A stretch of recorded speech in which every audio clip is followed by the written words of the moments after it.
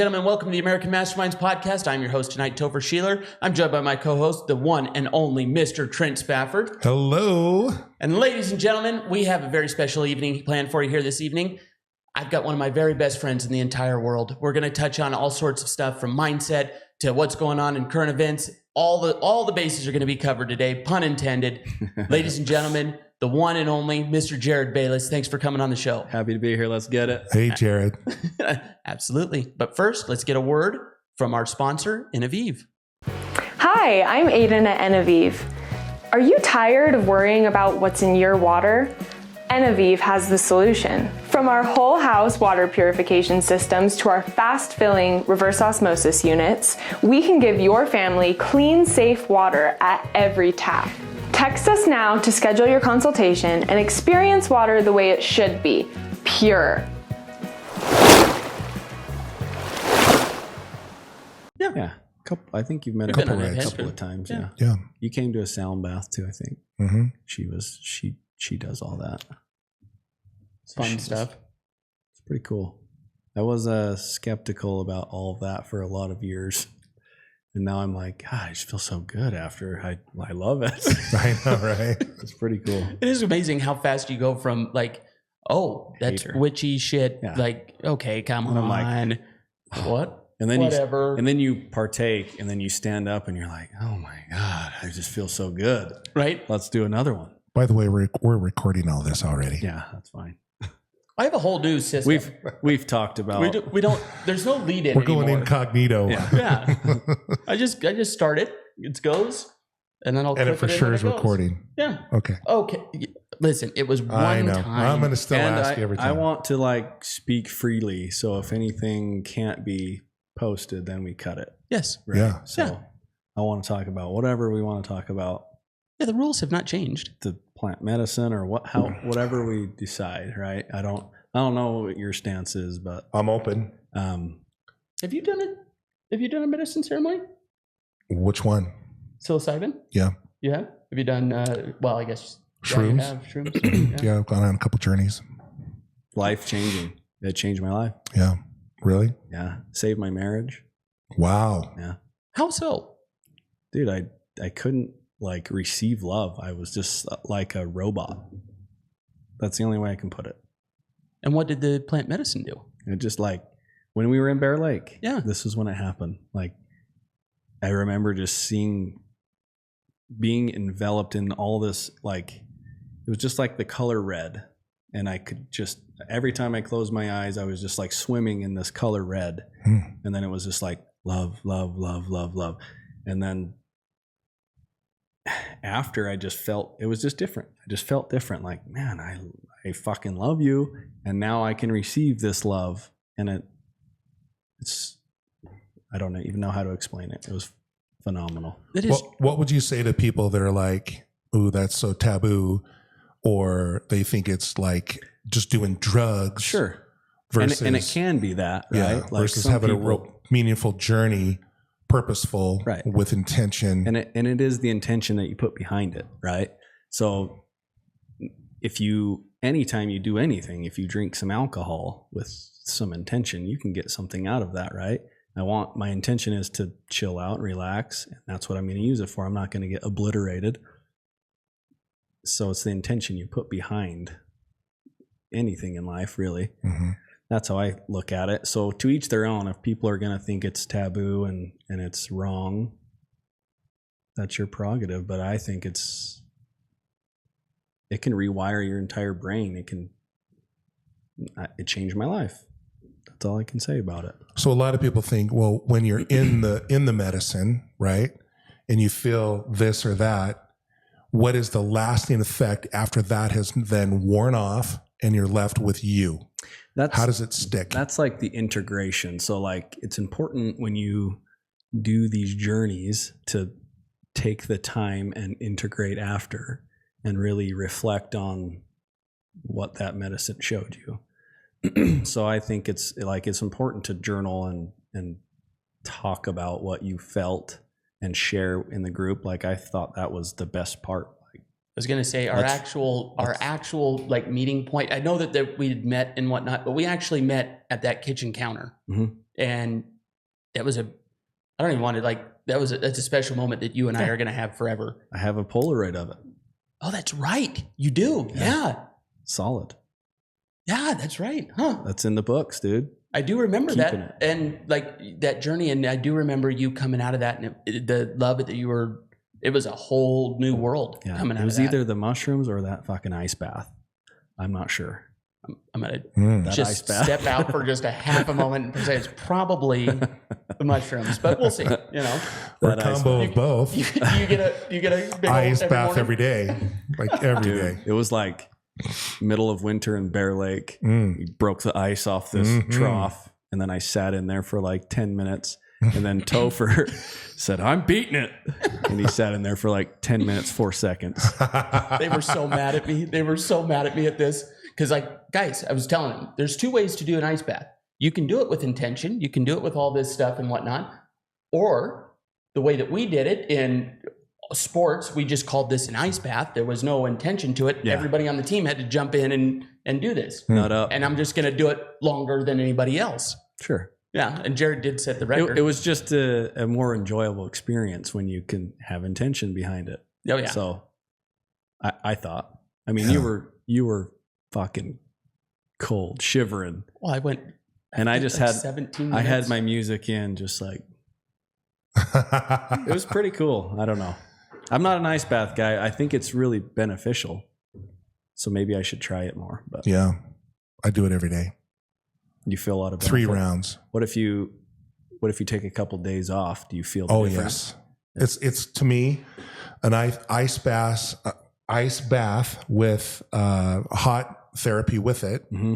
It's like taking a wet rag and wringing it out, and that's your body. Okay. And then it expands, and then you wring it out again, and you just keep doing this. So I'll go from my hot tub, 104 degrees. This morning it was 56 degrees, so it wasn't frozen over. But I don't have a cooler, so it's just whatever the air temp gets the water down to. So yeah, I was cracking ice during the winter. Yeah. I can't wait for that again. It's like 32.5 degrees. How long do you stay in? 3 to 5. Okay. So that's the benefit time, right? Yeah.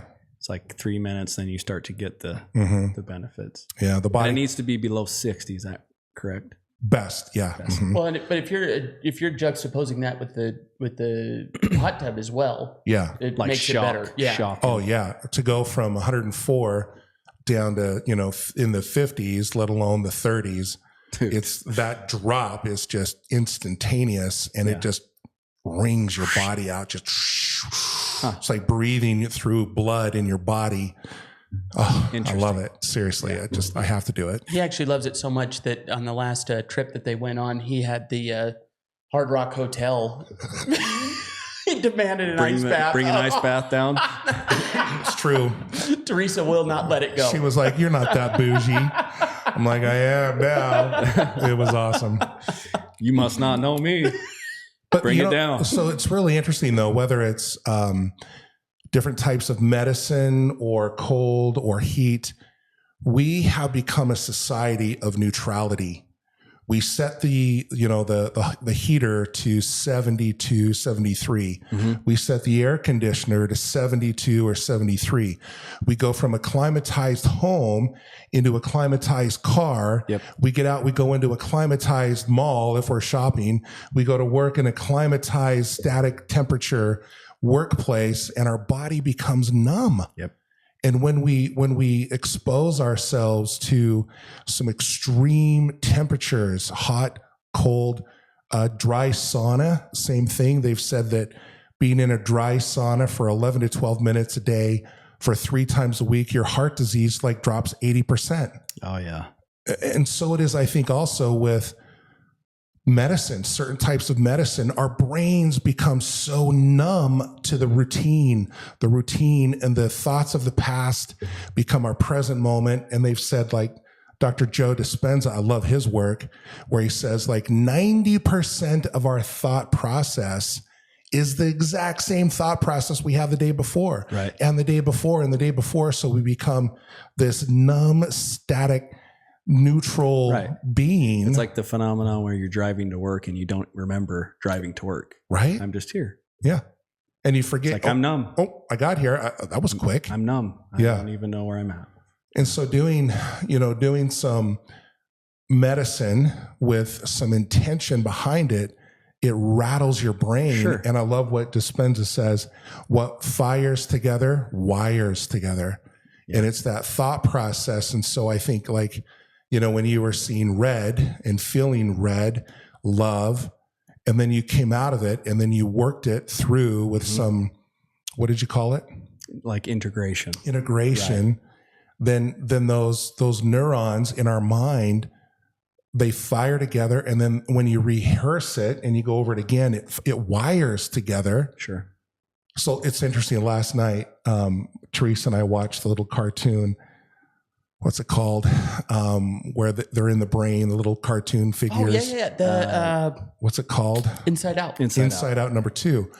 And it was so fascinating. They had, this little girl going from, being an adolescent into puberty, and all of a sudden these new characters show up, and how the wires, how they form in our mind. And that's really, really true. Yeah. And so I think with medicine and somebody that can hold space and guide, it's not like, woohoo, let's party. There's a big difference. Yeah. And I think that's really where the benefits of this medicine come, along with cold therapy, because when you're in the cold and your mind is saying, get out, and you're forcing your mind, it's exercising a new part of the mind that is forcing you to stay in an uncomfortable state. I agree. I love it. I feel like it's like when you're a kid and your dad gives you a smack behind the head. Like, don't. That's how I feel even when I microdose. I'm like, oh man, I've been stuck in just the mundane every single day, and it kind of gets you out of it. And then you start to think about, be more passionate about what you're thinking about. You could be thinking about whatever you want, and even not being intentional about your thoughts, but because it's rewired, it's like, man, that tree is just beautiful. I love being here. I love being on this planet. I love planting trees in my yard, even though I hate digging fucking holes in the dirt, right? But it's like, I think if we could all be a little more passionate about just being alive, being here, everybody'd be a little bit better off. Yeah, I totally agree with that. And it's cool how like some of this stuff just comes back. What you're talking about and you get the medicine, you get that slap up in the head there, right?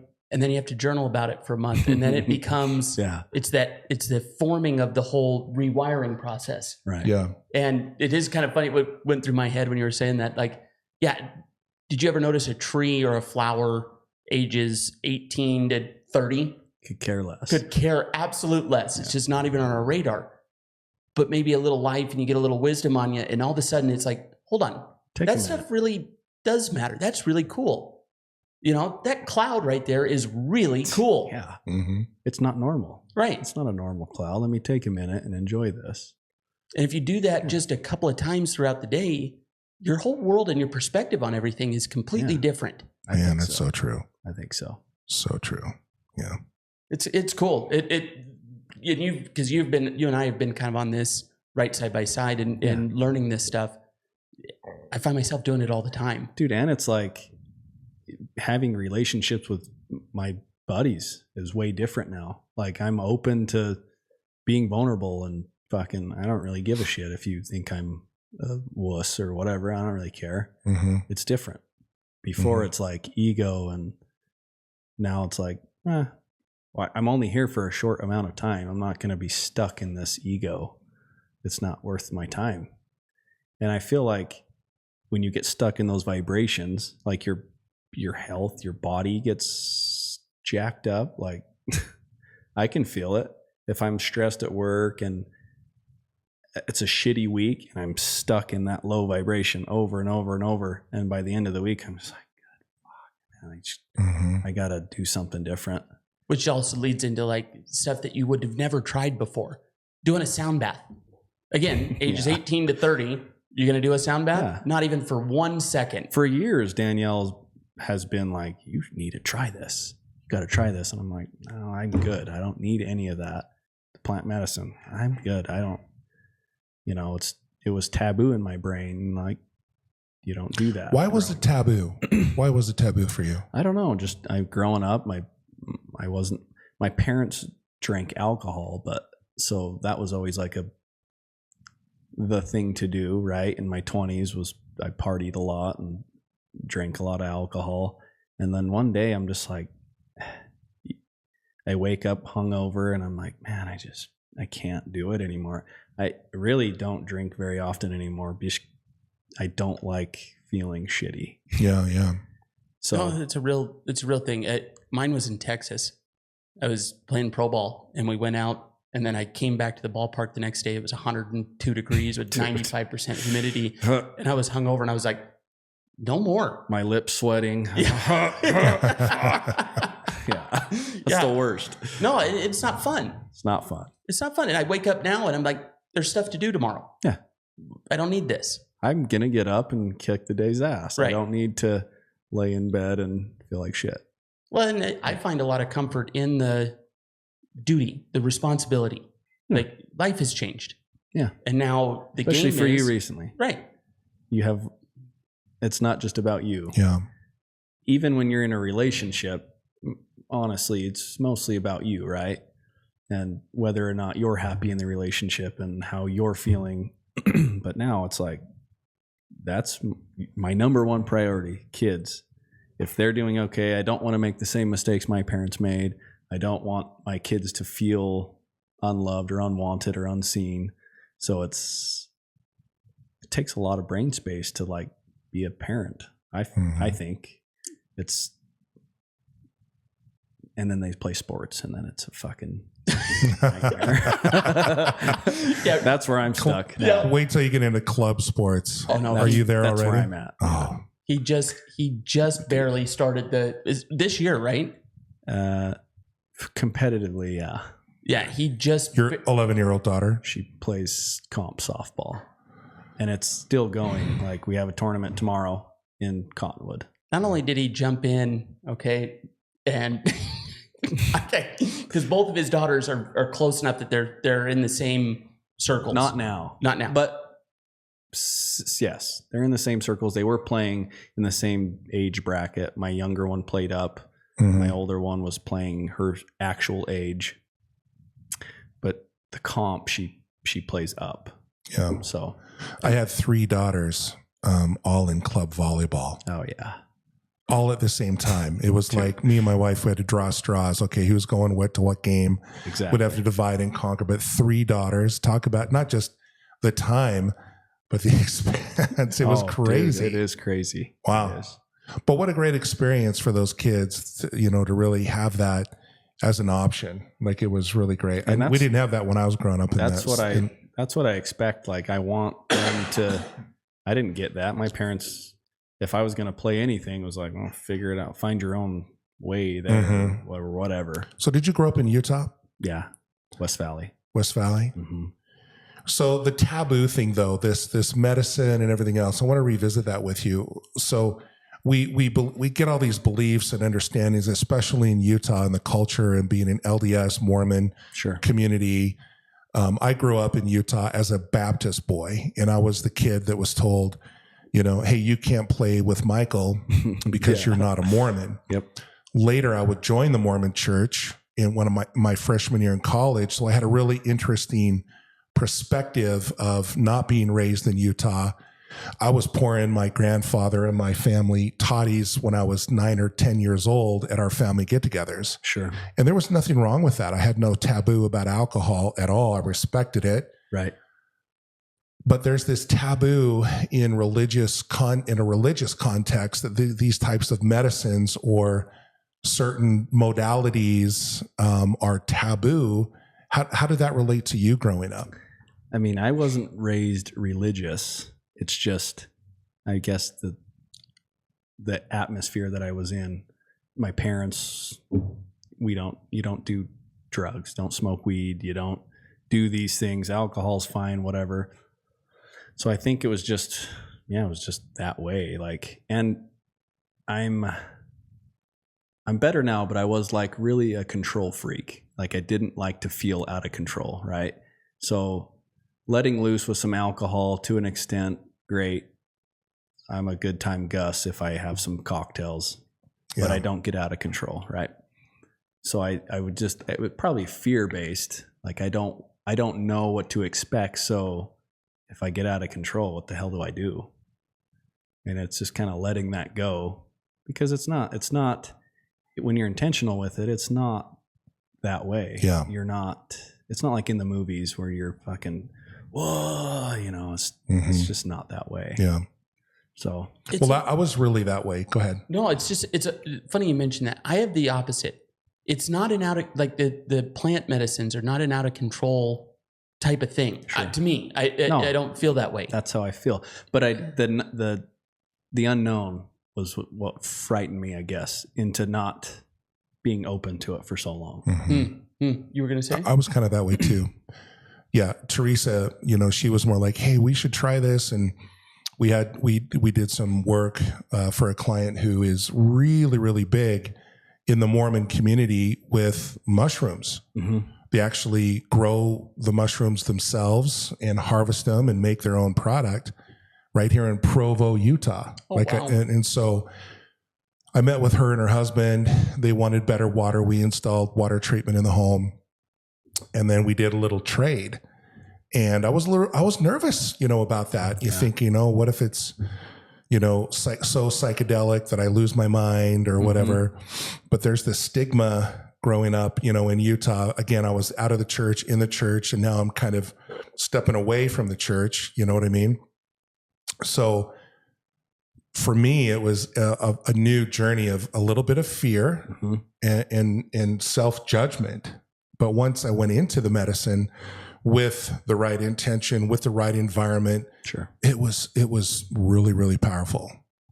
And that whole thing back to your mind. And they're now showing that, people with PTSD, a lot of these like ketamine treatments and men and women that have had like horrific experiences are literally able to rewire their mind. Absolutely. It's very amazing. Absolutely.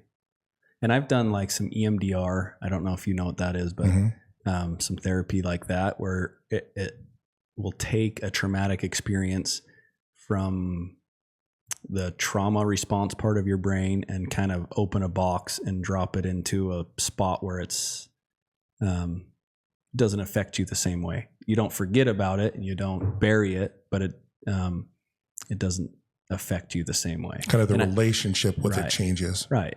And so I'm able to talk about like being abused as a child or anything like that. Right. So I think in a way that the plant medicine can do the same thing, does do the same thing for me, where it can be like, not feeling the greatest about this. So let me think about it. Let me rewire it.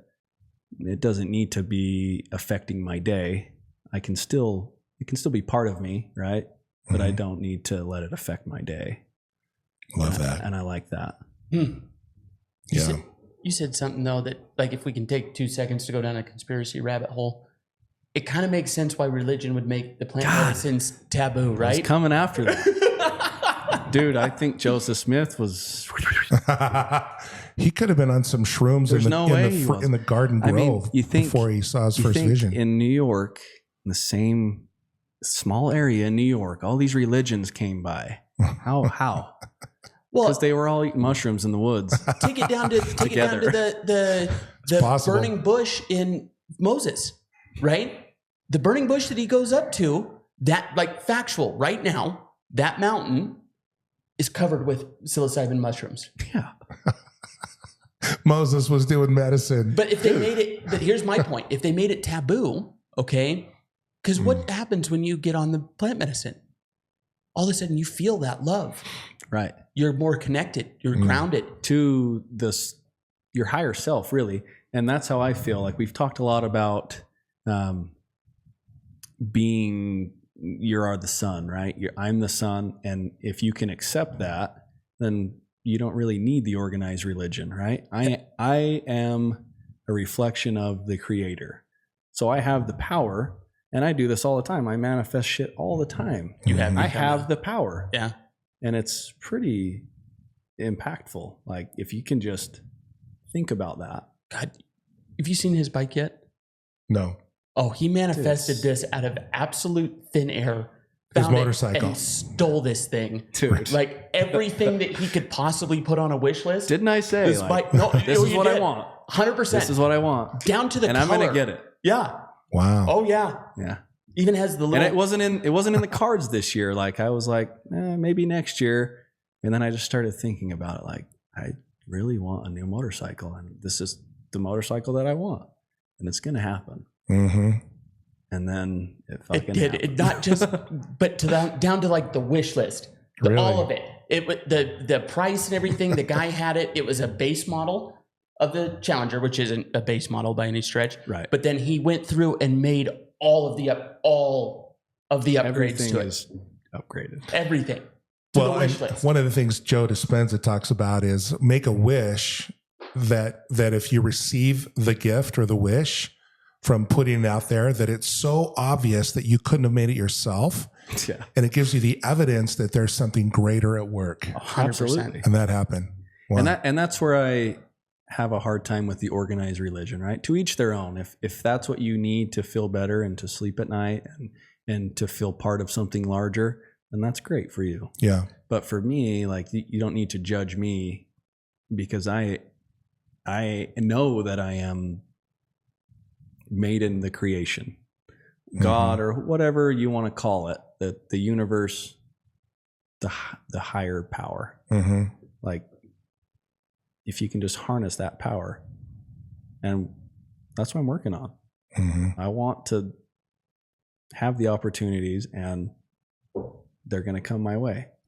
So, And it isn't because you're worthy or unworthy. no, It isn't because you're living the always commandments worthy. or not. Right. It isn't. And I feel like, through time, if we go back to the beginning of Christianity, there were scriptures that were kept from the general public. And so you had to go to mass and literally the priest or the bishops would read to the congregation, and they were kept from the truth. They didn't want, and this is history, this isn't my opinion, they didn't want the scriptures in the hands of the common people. No, you don't. They didn't want the tools of truth in the hands of common people. They want it limited. Yeah. And so it is today. I mean, one of the things that we've been working on, my wife and I, Teresa and I have been working on this whole process is to think it, is to create it. Sure. And how we think determines how we feel. And then how we feel determines what we do. And if we're always walking around with shame and guilt, then those feelings create an environment for us to act out. It's the vibration. Yeah. Yeah. You get sucked into that low vibration. And I've had a thought, and this could be controversial, but Jesus, right? I don't see it as he was this demigod or he had special powers, right? He just figured this out before everybody else. I have this power. I have the ability to live my best life if I choose it. And I can just manifest, and I can have a positive spirit, and it's intoxicating, right? It spreads like wildfire. That's how I feel about Jesus. Well, he was a normal human man that figured this out. And he even said, I mean, scripturally, the facts are in the New Testament, whether you believe he's the literal son of God or this man who figured it out, he said to the apostles, greater things will you do that you have seen me do. Sure. You have that power. And they weren't sons of God. They weren't the only begotten. Sure. And he literally, according to the New Testament, said, greater things that you can do. Go out there and do it. Go get it. Go do it. Believe in it. Yeah. Yeah. Isn't that wild? It truly is so wild. Because forward thinking, what a lot of Jesus did, the healing and whatnot, you could tie it with his hand. that discipline is known right now as Reiki, right? It like the healing and doing it with your hands and that sort of thing. There's some craziness there that's undeniable. Well, and so much of religion wants to say, no, you can't do that. And it limits our field of vision.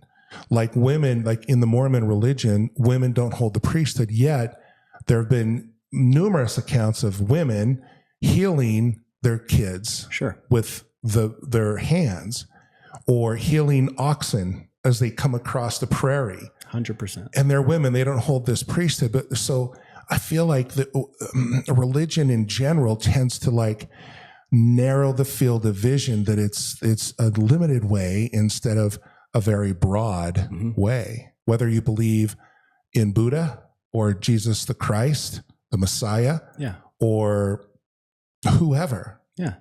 We have that power within us, because ultimately, if there is a God, and I believe there is, and I do believe that Jesus was the Christ, that's me, that we have that power within us. Yeah. 100%. That's how I feel about it. Yeah. That's great.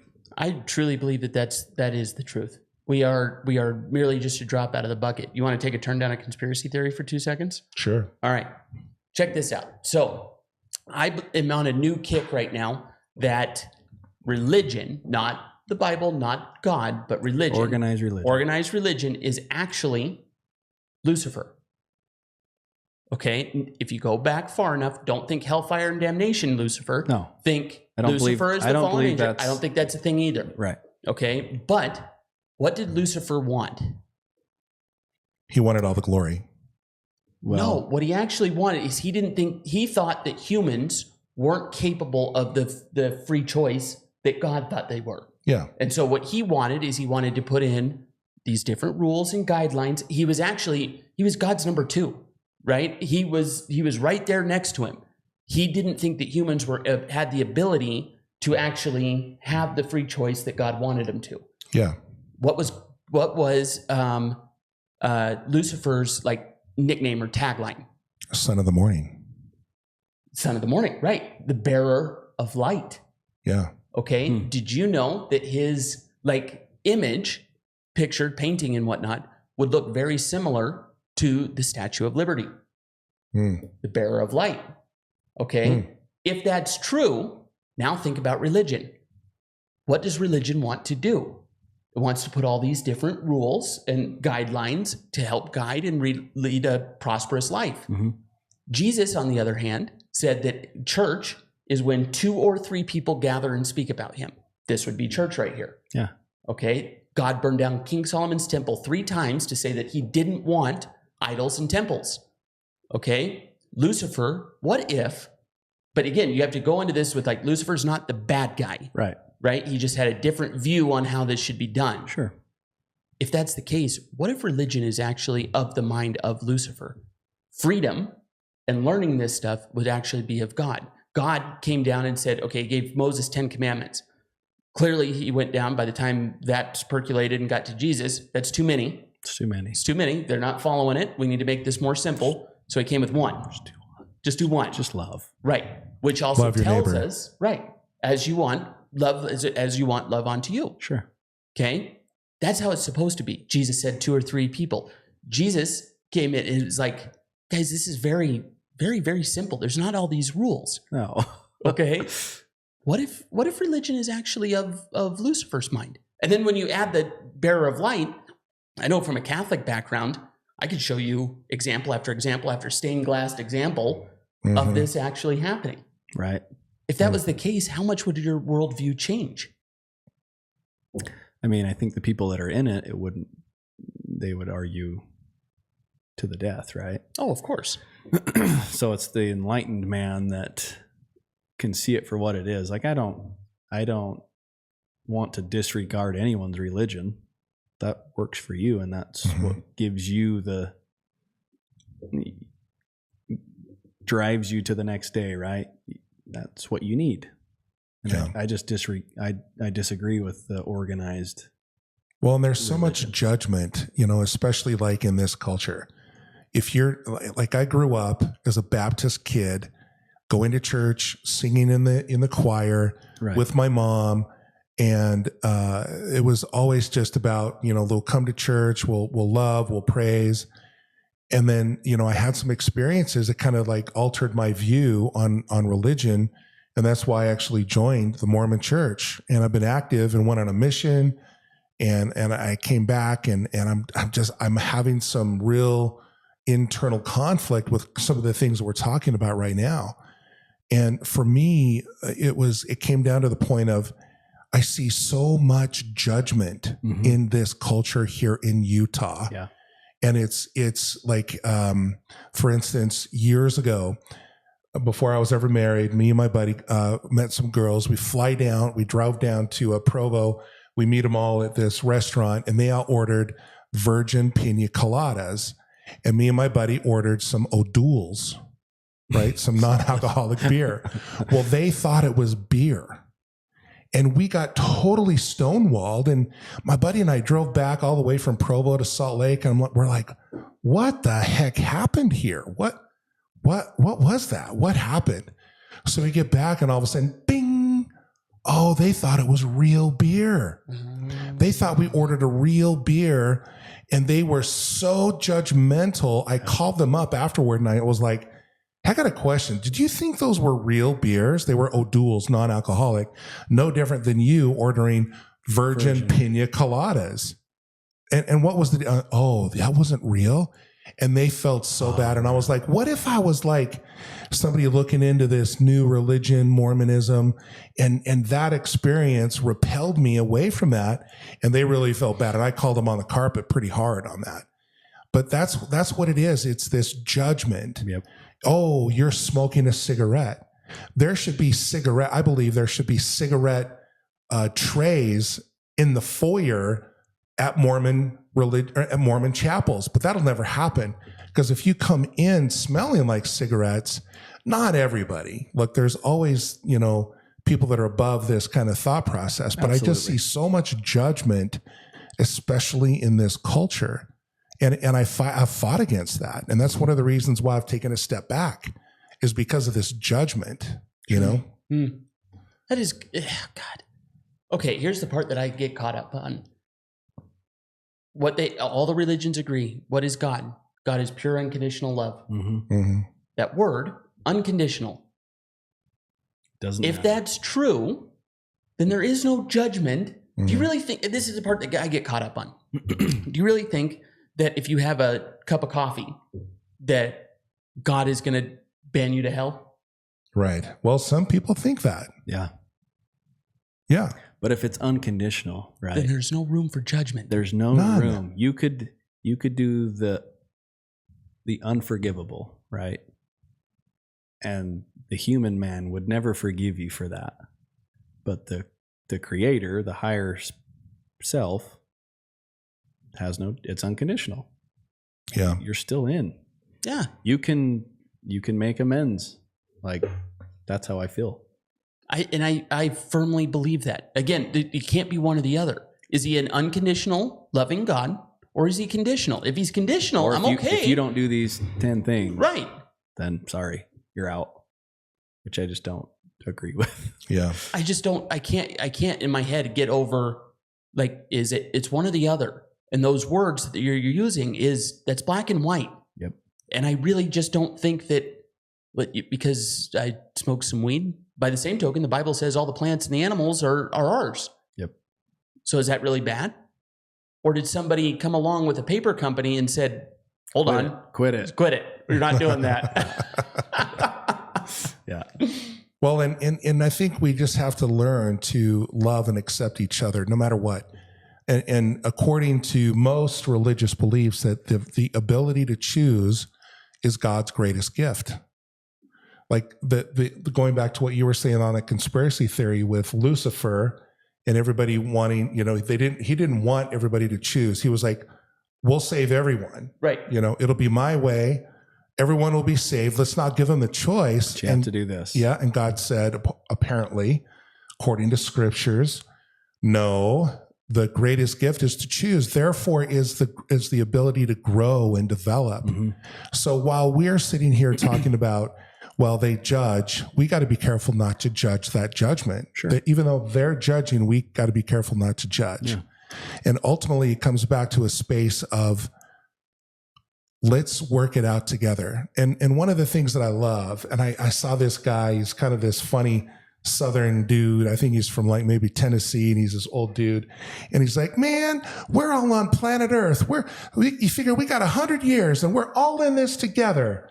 Have you ever seen this TikTok? Seen this. Oh, he's great. We'll have to like try to post it.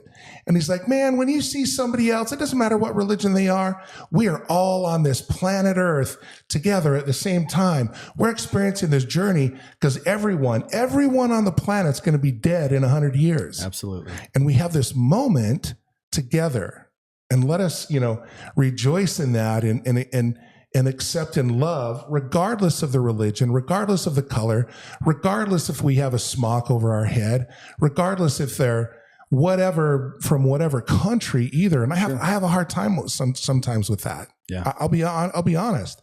I really do. But in meeting people from these different, communities and different full-on ethnic, diversity, I've come to really appreciate them. Yeah. And that's where I just have such a hard time with, you're not of the mold. Sure. And if you were in New York, some neighborhoods of New York, it'd all be Jewish. Yeah. And you'd have the same things going on with the Jewish community. If you were, like in the South, it'd be Baptist. Yeah. Yeah. And if you're in certain areas of, over in Italy and in Rome, it's all Catholicism. Right. Yep. If you're over in Egypt, it's Muslim or Arabia. But the question is like, does God actually care? Does he love us all or not? If there's a God, he loves us all. He loves us all. It's what it is. And I get back to the same thing. Like, if you could put a black kid, a white kid, and a Mexican kid, or a Jewish kid, a Mormon kid, and you put them in a room and they've got toys and they're playing, do you think they really care? No. Yeah. And that's where you have to pay attention as the innocent children. They don't give a shit. Mm-hmm. They're taught that. Yeah. They're taught you can't play with him because he's not Mormon. Mm-hmm. They're taught. They don't give, my kids could care less. Well, and it was the parent who told my mom that. Sure. The parent of a Mormon kid, when I was Baptist, told my mom, my widowed mother, Trent can't play with Mike. And my mom was like, why? What's the deal? Well, he's not of our religion. She came unglued. And I remember this happening when I was like 9 years old. Yeah. And I was probably as good or better of a Christian than this kid was. Sure. And that just, it comes from the older, and then we perpetuate that on. We pass that on to, our children accidentally, and we just kind of stumbled into it. And back to the medicine. And I think that's where, when you were on that medicine and on that journey and you were feeling love and you said it literally saved your marriage. How did that love transcend into your daily activity to where it did save your marriage? What happened there? It was, like I said, the ability to receive the love, right? If you know Danielle, she loves super openly. Powerful. She's an amazing woman. I love her. Wouldn't change anything about our marriage, but it took a long time for me to get smacked in the back of the head, right? And be like, what the hell are you doing? Like this, she loves me unconditionally. And now I can finally receive it. I can feel it. And then I can reciprocate it. Because before, if I'm not feeling it, you can only love someone as much as you love yourself. You don't know how to love any further, right? Mm-hmm. So that's how I feel about it. I think because I could feel her love, and I don't know how to put it into words, but basically it was, I'm able to reciprocate now. I can feel her love and I can send it back to her, and stuff's a lot smoother. Would you say that the medicine opened the door? Is what it did. 100%. Yeah. I mean, obviously I'm the same. It's my brain, right? Just, I don't know what it rewired, but it was like, you can go ahead and feel this. Here you go. It was, I'm a big believer. That's awesome. It was crazy. I don't know. And with the results of that, was it pretty instant, or did it take it some time to integrate? It was like, I remember I was on the couch seeing all this red, like feeling all this emotion. I started to just sob and cry and cry and cry. And I remember I gave Rob a big hug and just cried some more. And then Danielle walked up and I was like, she's just has this big red aura around her. And I'm like, oh my God, I can't believe I haven't been loving you. Wow. And yeah, that was how it happened. And then I remember driving home, I was just like glowing. Mm-hmm. I was just invigorated, like, fuck, I just fucking love you so much. It's just crazy to feel this. That's beautiful. And has it been sustainable? Because it lasted because that was what, 2 years ago? The little things, yeah. The little things that I used to like dwell on. Like if you would clean your car more, maybe I could love you. Or if you would, the stupid things that don't fucking matter at all. That's gone. Like it still irritates me, but I can just be like, meh. That's how you roll. And I love you for it. It's fine. Because if I keep my truck dirty, she doesn't give a shit. She loves me unconditionally. Yeah.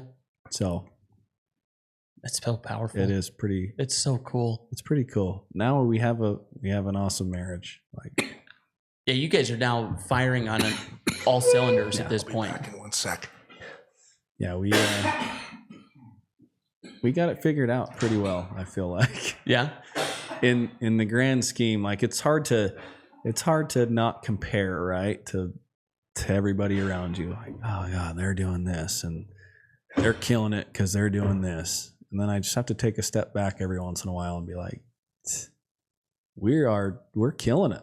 Like we are the couple. We are the standard. Yeah. And it feels great. I would second that. I would second that all day long. Yeah. You guys it's your whole, it's not just your marriage. You see it in the kids. Yeah. Right. Dude, we have amazing kids. Well, that too. Yeah. That too. But what I mean is like, it's peaceful. Yeah. It's happy. It's happy for the most part. I mean, we have a hectic life, but well, if you're trying to juggle two competition softball leagues, that's coaching. That's a lot. Coaching's tough. Yeah. Well, let's dive into that. What have you learned from coaching? Patience, my dear friend. Dude. And it's different, right? Like I've coached the rec leagues that my daughters have played in, and it's not the same, right? When it's comp, when you're there for a purpose, and the girls, you can see it in the girls. We're here for a purpose. We're not here to just play with our friends and throw flowers in the outfield. It's different.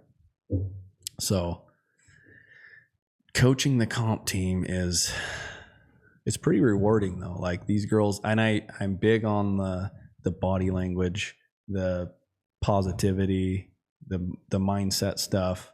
Like if you're not recovering from an error, that's detrimental to the entire game. Right. And one girl's energy can bring down the entire 12, right? So it's like I just push it. Body language, recover. It's okay. On to the next. We aren't trying to be the greatest 12U team that's ever played the game.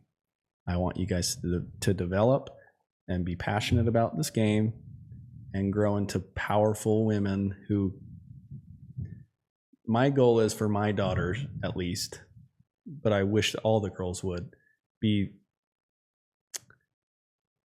powerful women, be like my wife is, able to hold her ground, but also she's super passionate. She can love openly. And that's what I want for my daughters. So that's a noble cause. Yeah. It's pretty cool, dude. And I like that I can give, like,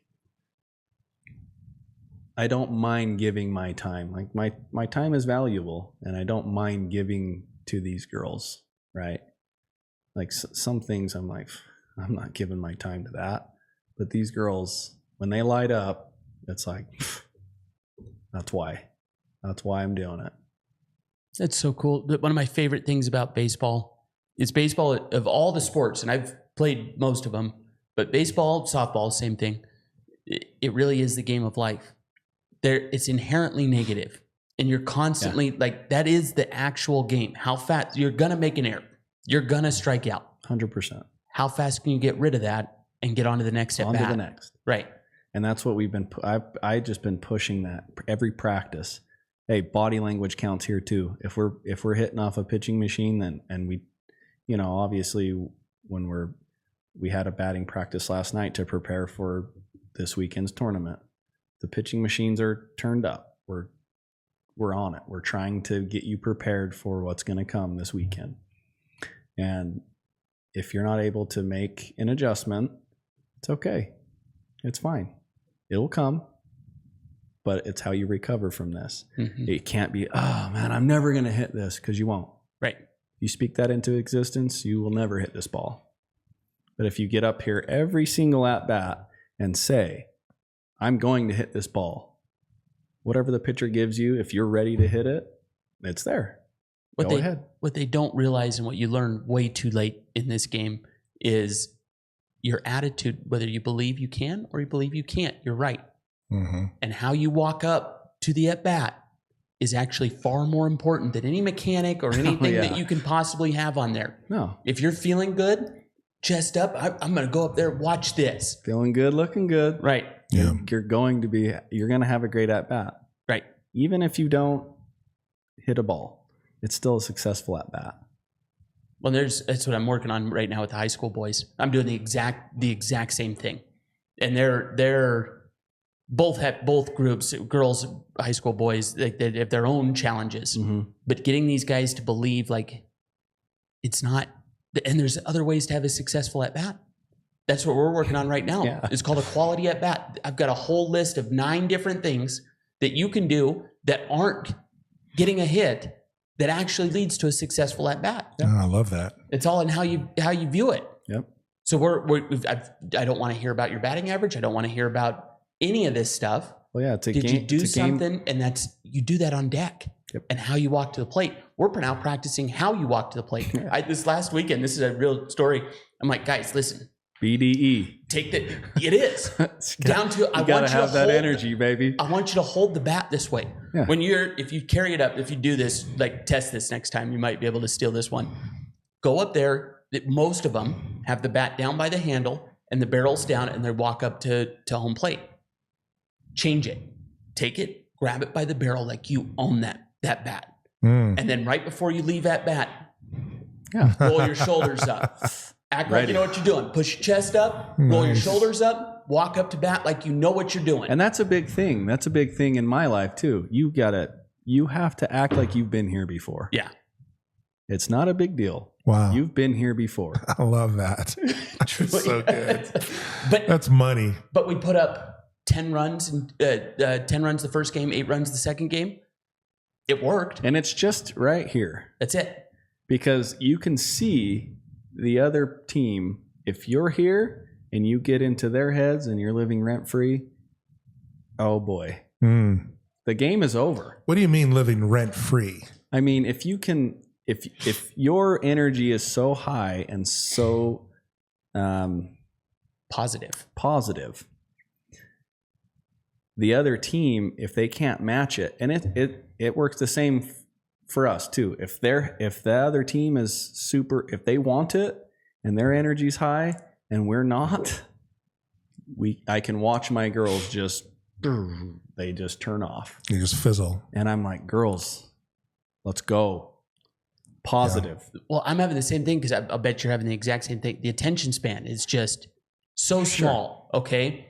Until you're in that high vibration. Fair enough. When they're in that high vibration and they're on cloud 9 and it's rolling and it's It's pretty cool. It's cool to watch. Yeah, there's the whole concept of be, do, have. Your beingness, how you show up, how you grab that bat and you go up there.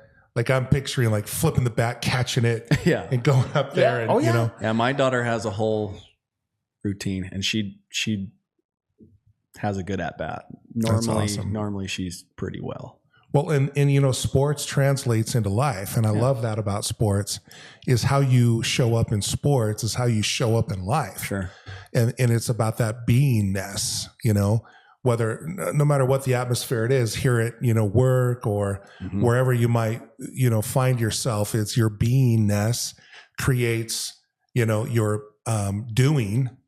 So how you are is what you do, and then what you do is what you have. Yep. Whether it's a victory or what you get. Yeah, the result.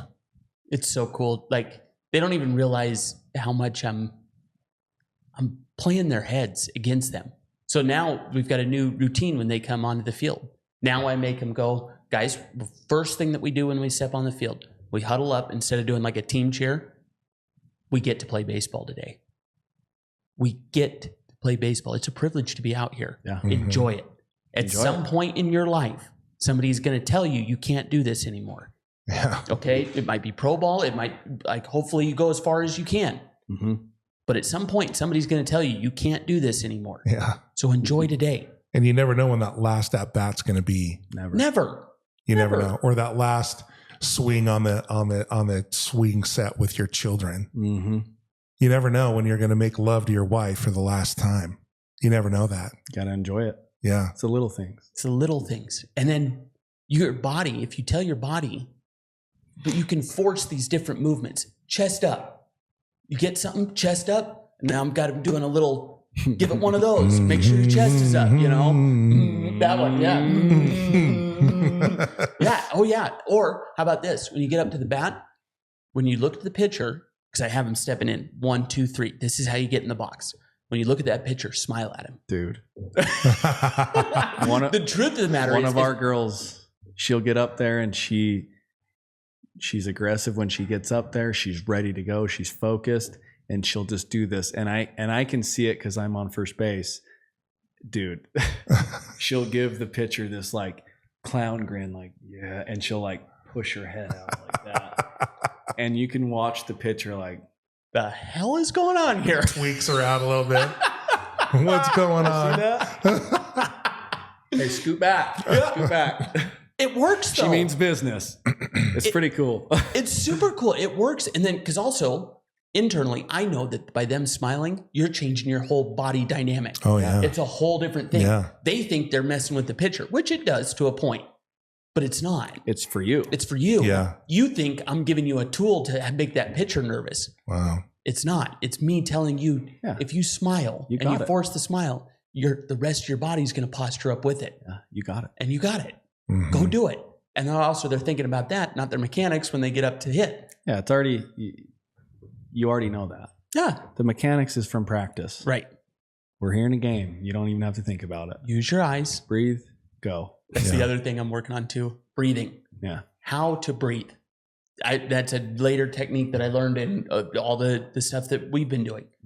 It's powerful. I wish I would have had this back in when I was actually playing. Super. Because how do you calm your mind? There's only 2 ways to calm your mind or to quiet your mind.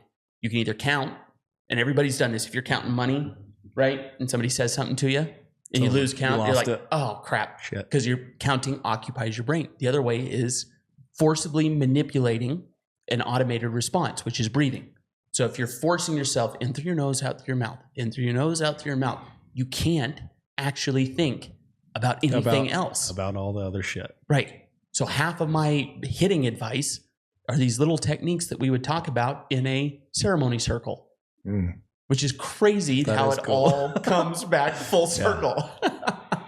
Well, another thing other than the ice bath, I've been doing Wim Hof deep breathing. Oh, man. And that's what I did before I did that ice bath in Bear Lake. I did you really? Wim Hof, and it just puts you in a great space. Oh, yeah.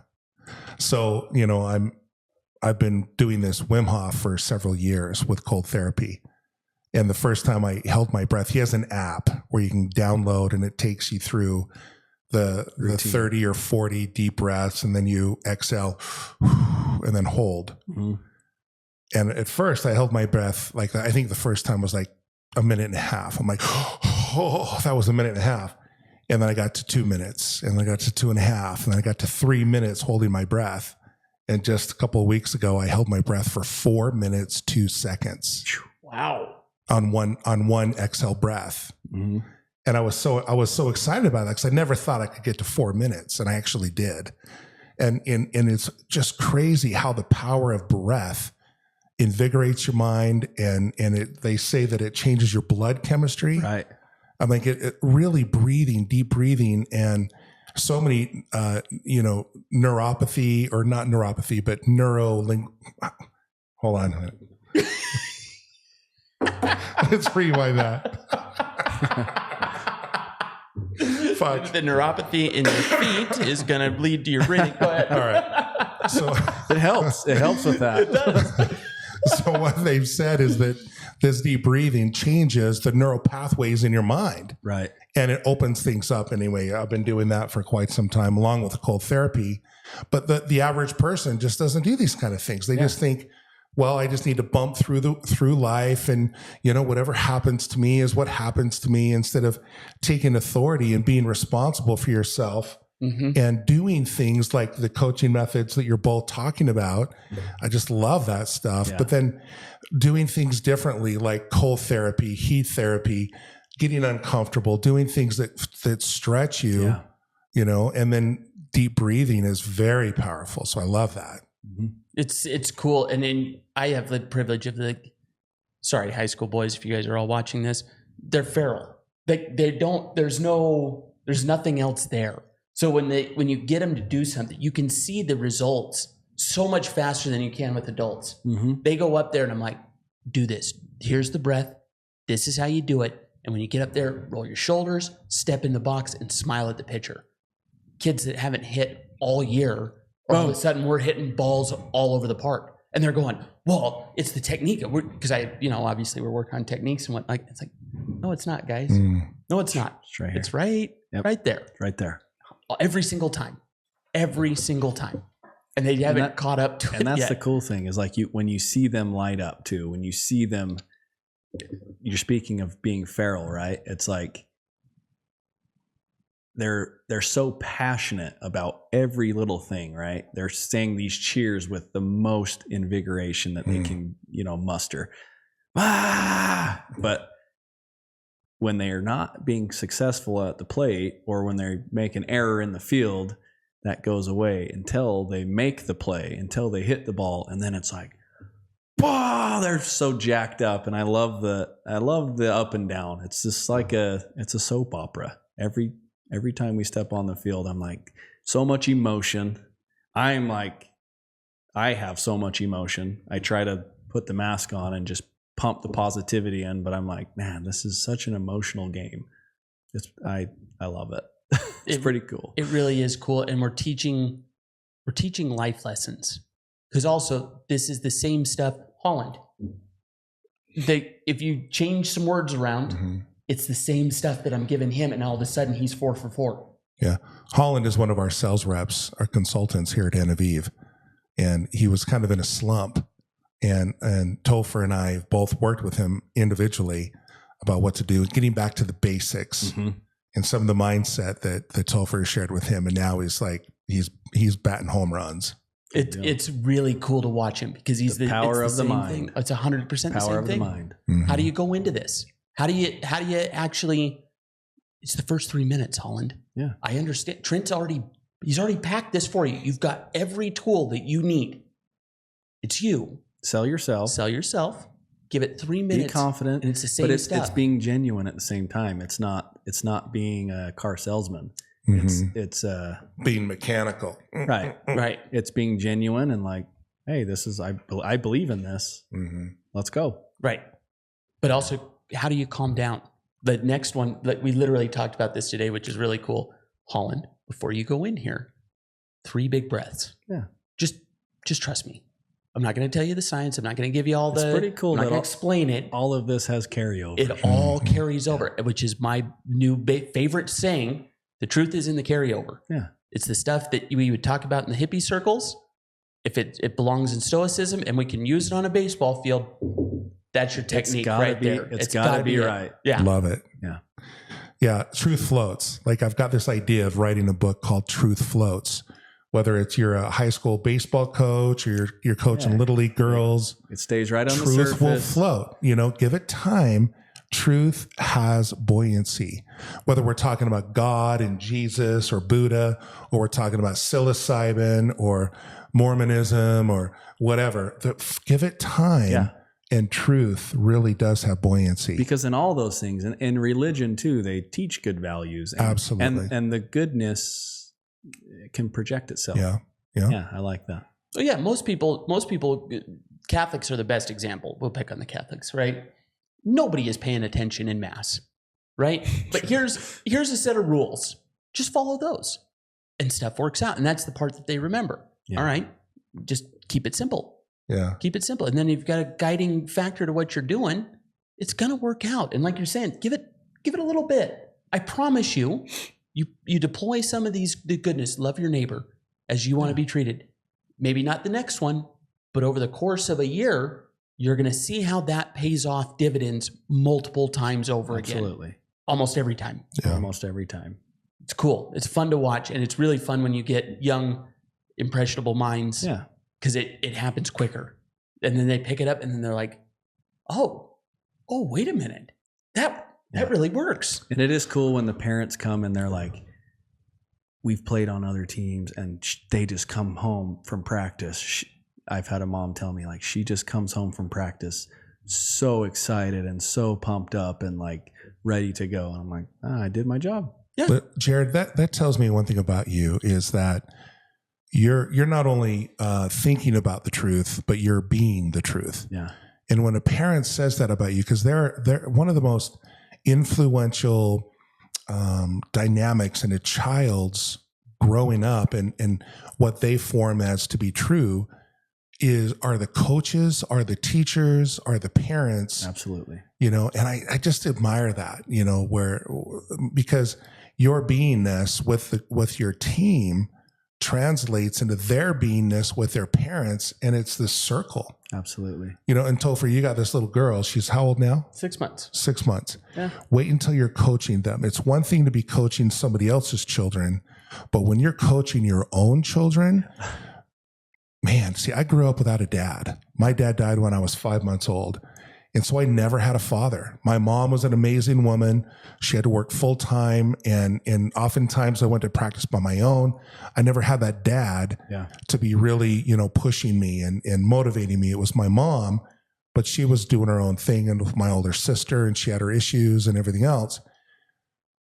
And sometimes I would think back, gosh, I wonder if I would have had a dad that was in my life, would I have been twice the man or half the man had he lived? It's a mystery to me. Yeah.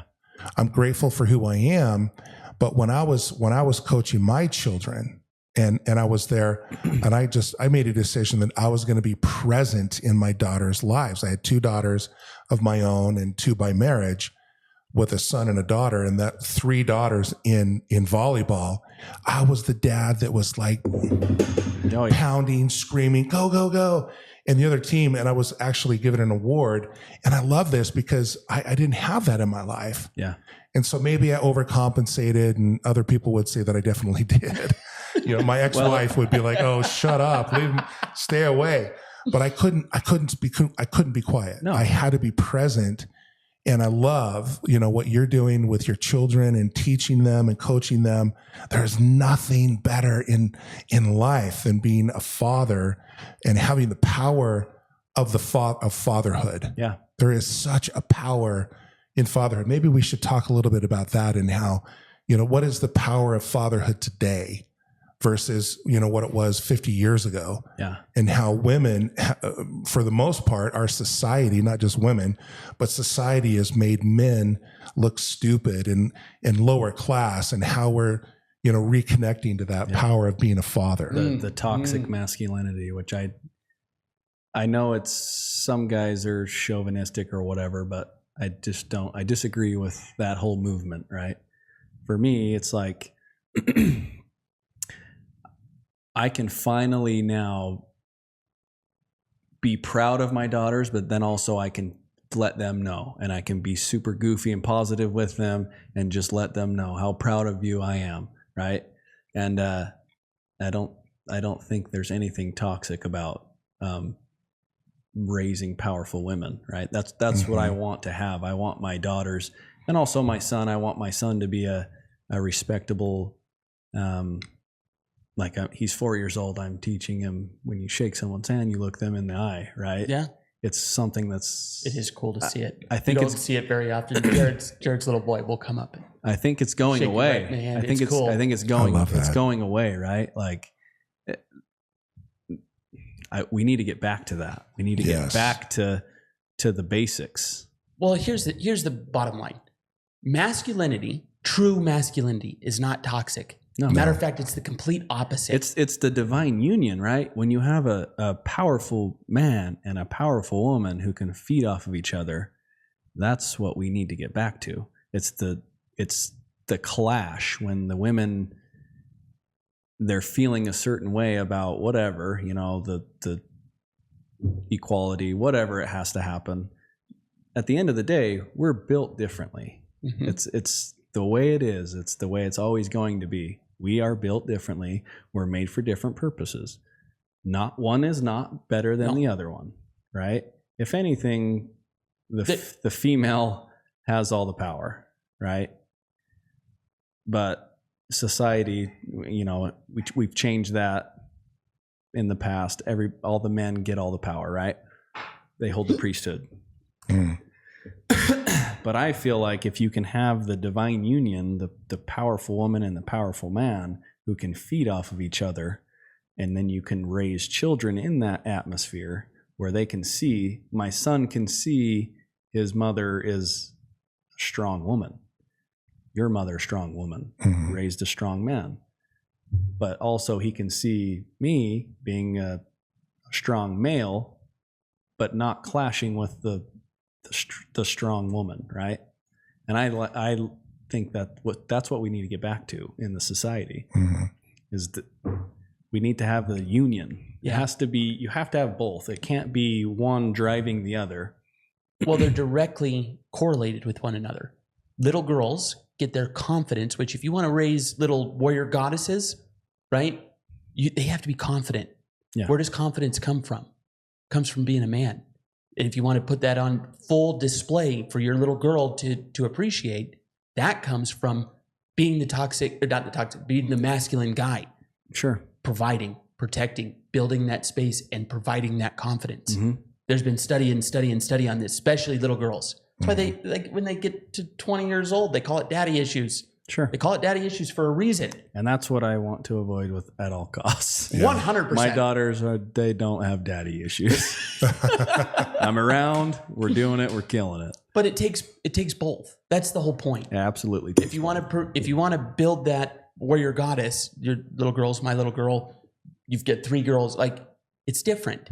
It is different. And it does take the masculine man to provide that, just like it takes the feminine energy to round out the whole picture. 100%. And it's the same thing with the boys. And with the boys, they need the feminine. Mm-hmm. They need to be able to, and maybe that's where a lot of my stuff growing up was lost, right?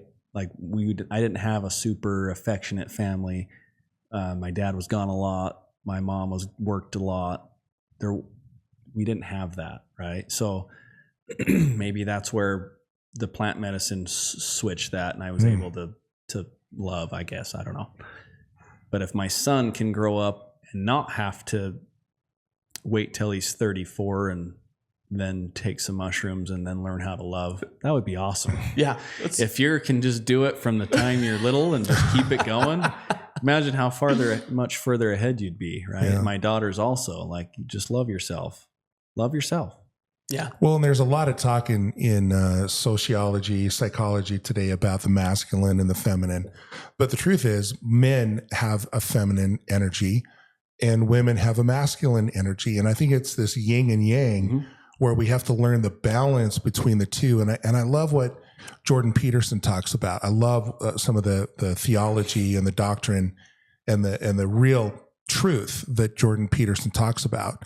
And that is that conflict is normal. Conflict is good. Yeah. You don't want to, like there's a marriage. Oh, we never argue. Everything is fine. Well, that's a problem because arguing needs to be a point of resolution. So you don't have to revisit the same issue again and again. Let's argue it out, but not argue it out to, separation and divorce, but let's argue it out so that we understand. And then when kids can see conflict with resolution, that's where children's minds, that we're programming them for the future with their spouse. Yeah. And that's, and it's hard because, my wife, my first wife got divorced. My one daughter was 2 and my older daughter was about 5. And some of the repercussions that happened from that, lots of other issues that happened, I'm not going to get into that. But it was hard. Yeah. It was really hard on the girls, my daughters. And I saw that with my now wife, her 2 kids as well. It was a juxtaposition, but it was ultimately truth will float. Mm-hmm. And that's where I have my hope, is that regardless of what may have been said, whether it was whether it was intentional or just kind of happened accidentally, that the truth will float to the top. Mm-hmm. But ultimately seeing that conflict of resolution, it's not that whether or not, a couple argues, it's how they resolve an argument that determines the success of a marriage. Sure. And I've learned that the hard way. Mm. Well, and you gotta, I guess as we've been married for more and more years, right? I've learned how to fight. I've learned how to fight with my wife, right? Everybody's going to have disagreements. It just is what it is. But if I can speak her language and she can speak my language and we can come to a resolution, but not belittle one another, or it's not even belittlement most of the time. It's just, if she's not saying it to where I can understand what she's needing, it's going nowhere, right?